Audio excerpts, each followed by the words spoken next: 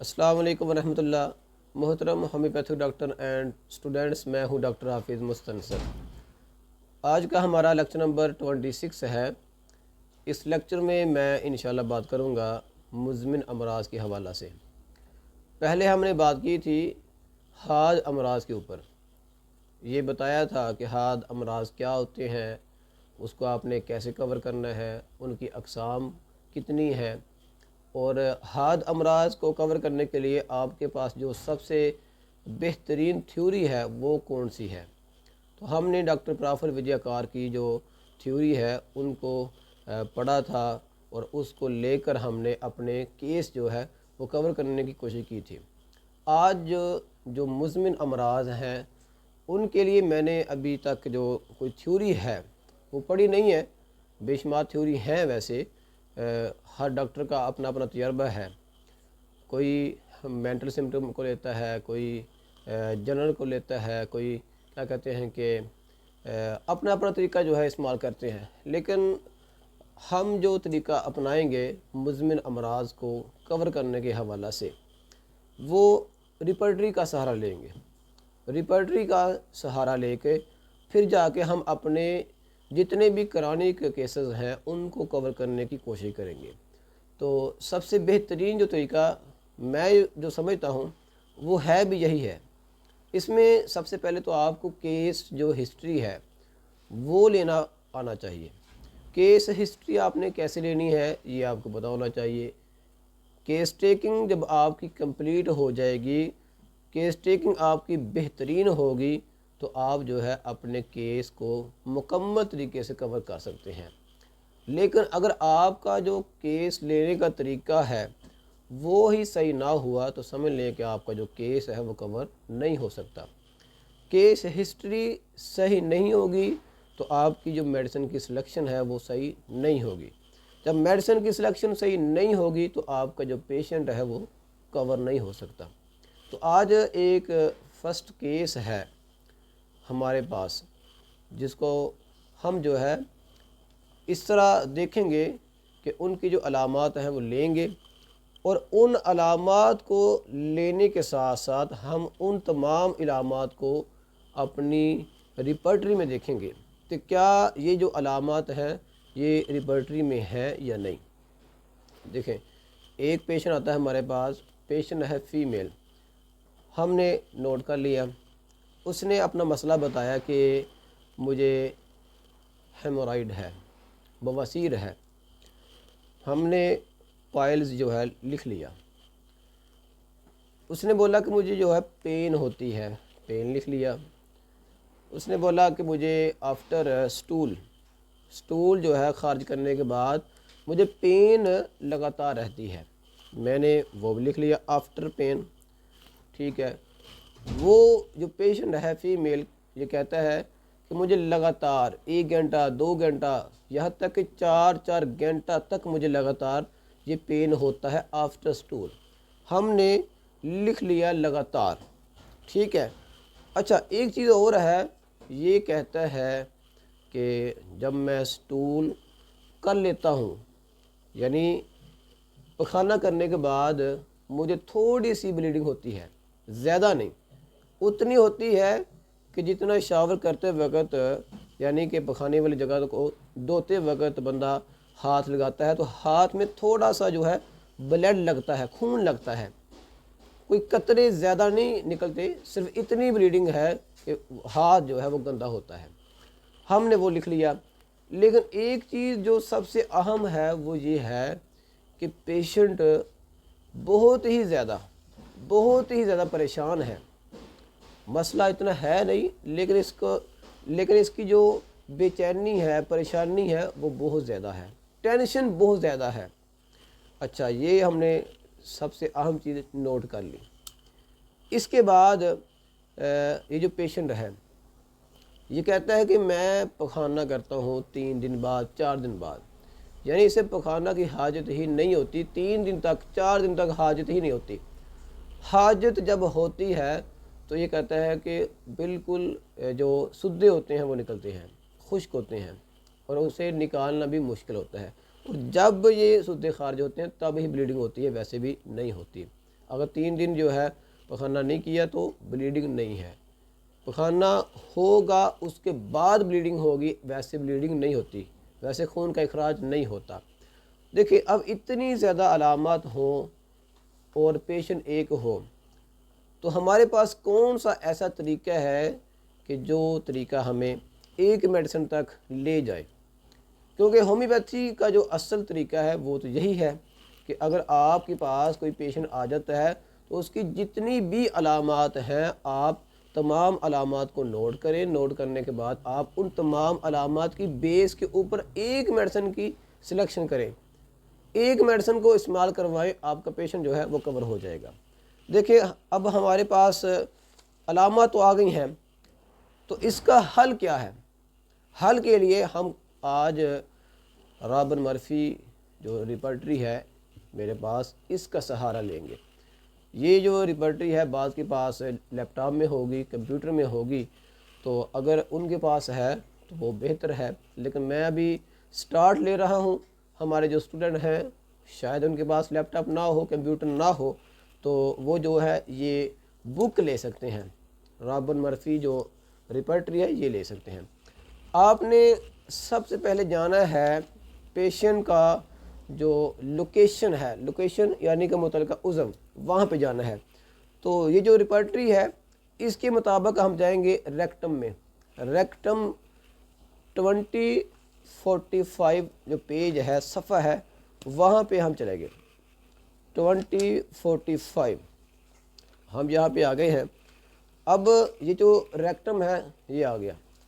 اس کے بعد ہم نے جانا ہے بواسیر یعنی ہیمورائڈ. ہیمورائڈ پہ جائیں گے تو وہاں پہ دیکھتے ہیں کہ کون کون سی جو علامات ہیں یا کون کون سی میڈیسن ہے جو ہمیں بتاتی ہیں کہ یہ والے جو علامات ہیں ان علامات کی بیس کے اوپر آپ نے یہ میڈیسن استعمال کرنی ہے. اب ہم آ چکے ہیں 2066 پیج ہے، صفحہ ہے، وہاں پہ سب سے نیچے ہے ہیمورائڈ، بواسیر. تو اس کی جو میرے پاس ادویات ہیں میرے خیال سے لگ بھگ 200 سے 300 تک میڈیسن ہیں جو ہیمورائڈ کے اوپر استعمال ہوتی ہیں ہومیوپیتھی میں. لیکن ہمارے پاس جو پیشنٹ ہے وہ اس طرح ہے کہ اسے قبض ہے، کانسٹیپیشن ہے. قبض کے بعد جو ہے اسے بلیڈنگ ہوتی ہے، ویسے نہیں ہوتی. اور جو پخانہ ہے، پخانہ کرنے کے بعد ہی اسے پین ہوتا ہے، ویسے پین نہیں ہوتا. اب ہم جائیں گے کانسٹیپیشن میں. ہم چلیں گے کانسٹیپیشن 2067 جو پیج ہے وہاں پہ جو میڈیسن ہے میرے پاس، فرسٹ میڈیسن ہے ایسکلس ہپ، اس کے بعد ہے کولنسونیا، اس کے بعد ہے نکس ومیکا. یہ جو 3 میڈیسن ہے اس کا گریڈ ہے دوسرا. اچھا، ان میں فرسٹ گریڈ جو ہے کسی کا بھی نہیں ہے. باقی جو میڈیسن ہے 1 2 3 4 5 6 7 8 9 میڈیسن ہے، ان کا گریڈ ہے تیسرا. ہم نے دیکھنا ہے فرسٹ کے بعد سیکنڈ گریڈ. وہاں پہ میرے پاس ہے 3 میڈیسن، کولنسونیا، نکس ومیکا اور ایسکلس ہپ. ہم نے یہ دیکھ لیا. دیکھیں اب ہم نے یہ دیکھنے کے بعد کیا کرنا ہے کہ جائیں گے مٹیریا میڈیکا میں. مٹیریا میڈیکا میں ہم نے ان تینوں میڈیسن کو، تینوں کی تینوں جو میڈیسن ہے ان کو پڑھنا ہے، دیکھنا ہے کہ ہاں جو ہم نے میڈیسن نکالی ہیں ایسکلس ہپ جو ہے کیا اس پیشنٹ کے لیے کوئی بہتر بھی ہے یا نہیں.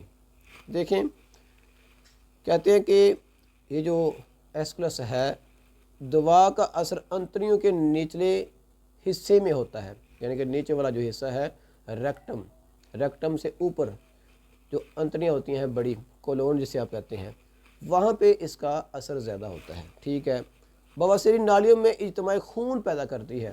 بواسیری جو نالیاں ہوتی ہیں وہاں پہ خون جم جاتا ہے، کمر درد ہوتا ہے، قبض حقیقی نہیں ہوتی. ٹھیک ہے.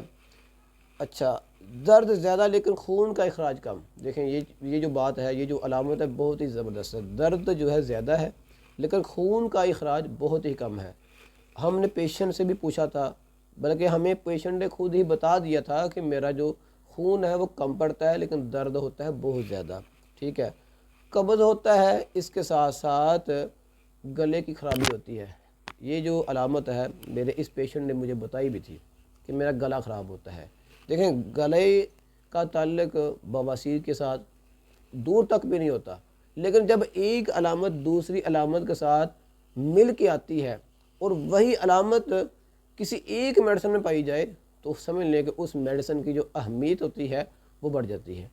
اب میرے پاس جو ایسکولس ہپ ہے اس کا جو رزلٹ ہے، اس کا جو مقام ہے وہ بڑھ چکا ہے۔ اب ہم نے نوٹ کر لیا، ایک طرف جو ہے رکھ لیا ایسکولس ہپ کو، ٹھیک ہے۔ اب دوسری جو میڈیسن ہے میرے پاس وہ ہے کولن سونیا۔ بعض لوگ کولن سونیا کہتے ہیں، بعض لوگ کہتے ہیں کولن سونیا۔ ہر بندے کا اپنا اپنا طریقہ ہوتا ہے کہ کس طرح جو ہے الفاظ کو باہر نکالنا ہے، تو مائنڈ نہیں کرنا، جو بھی ہوگا بات ہے سمجھنے کی کہ آپ کو سمجھ آنی چاہیے۔ ہم بات کر رہے ہیں کولن سونیا کی، 235 جو پیج ہے 235 نمبر بورک مٹیریا میڈیکا میں، ہم وہاں بھی جائیں گے۔ دیکھیں پیڑو اور جگر میں اجتماع خون ہوتا ہے جس کے نتیجے میں قبض اور بواسیر کی شکایت پیدا ہوتی ہے۔ قبض ہوتی ہے، بواسیر کی شکایت ہوتی ہے اور پیڑو اور جگر میں اجتماع خون ہوتا ہے۔ پہلی لائن پہ ہی انہوں نے لکھ دیا ہے قبض اور بواسیر ہونا، بالخصوص عورتوں میں۔ یہاں پہ بات ختم ہو جاتی ہے۔ آگے شریانوں کا تناؤ کم ہو جاتا ہے، پٹھوں کی عام سستی ہوتی ہے، ناک، معدے اور حلق کا مزمن نزلہ۔ بات یہاں پر بھی آ گئی ہے کہ گلا خراب، حلق کہتے ہیں گلے کو۔ بچوں میں آنتوں کی سستی کی وجہ سے قبض کی شکایت۔ اگر آنتوں کی خشکی ہے یعنی آنتوں کی کمزوری ہے اور اس کی وجہ سے پھر بواسیر بھی ہے تو سمجھ لیں کہ آپ کا جو پیشنٹ ہے وہ ہے کولن سونیا کا۔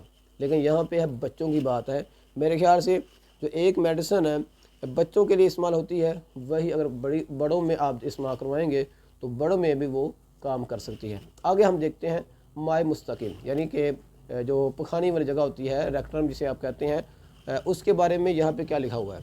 کہتے ہیں کہ پخانہ کی آنت میں نوکدار پرخچیاں محسوس ہوتی ہیں، گھٹن کا احساس ہوتا ہے، زبردست ضدی قسم کی قبض ہوتی ہے اور ساتھ بواسیر۔ دیکھیں ایک میڈیسن جو ہے اس میں سب کچھ ہے، تمام کی تمام علامت ہیں اسی پیشنٹ کی، لیکن اس میڈیسن کا ہمیں پتہ کیسے چلا؟ وہ پتہ چلا کہ جو رابن مرفی ہے اس کے ذریعے سے۔ جب آپ اس طرح کسی بھی پیشنٹ کا کیس لیں گے تو آپ جو ہے بآسانی اپنی میڈیسن تک پہنچ سکتے ہیں۔ اب بات کرتے ہیں کہ یہ جو دو میڈیسن آپ نے نکالی ہیں، ایک ہے ایسکولس ہپ، دوسری ہے کولن سونیا، ان دونوں میں سے آپ نے کس کا انتخاب کرنا ہے؟ سب سے پہلے آپ یہ بات یاد رکھیں کہ آپ نے جب اپنی ساری علامات نکالنی یا دو میڈیسن کے اندر آپ کے جو پیشنٹ ہیں ان کی علامات دونوں میں آتی ہیں، یعنی ایک پیشنٹ ہے ان کی جو علامات ہیں وہ ساری کی ساری آ رہی ہیں دو پیشنٹ میں، دو میڈیسن میں، پیشنٹ میں نہیں، پیشنٹ ایک ہے۔ تو آپ نے کیا کرنا ہے کہ آپ نے اس کا جو انتخاب کرنا ہے وہ ایسے کرنا ہے کہ اس کی جو مینٹل سمٹم ہوگی، دماغی جو علامات ہوتی ہیں وہ دیکھنی ہے کہ دماغی علامات اس میڈیسن کے اندر زیادہ پائی جاتی ہیں۔ جب آپ نے یہ دیکھ لیا تو اس کے بعد آپ نے کیا کرنا ہے، اگر دیکھا کہ ایک میں مینٹل سمٹم یہ پائی جاتی ہیں دوسرے میں یہ نہیں پائی جاتی تو جس میں پائی جاتی ہوں گی آپ نے وہ والی میڈیسن استعمال کروانی ہے۔ مزید آپ کا کوئی سوال ہو تو مجھے آپ جو ہے میسیج کر سکتے ہیں، واٹس ایپ پہ مجھے آپ میسیج کر دیں، میں انشاءاللہ کوشش کروں گا کہ آپ کے ہر سوال کا جواب لازمی دوں۔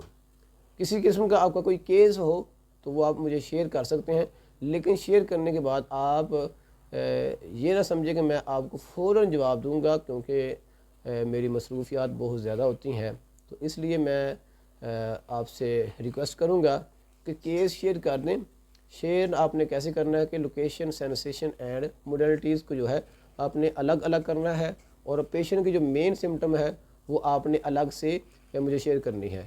تو انشاءاللہ میں کوشش کروں گا کہ آپ کے کیس کا بہت ہی آسانی کے ساتھ حل نکال کے آپ کو بتاؤں۔ بہت شکریہ جی، السلام علیکم۔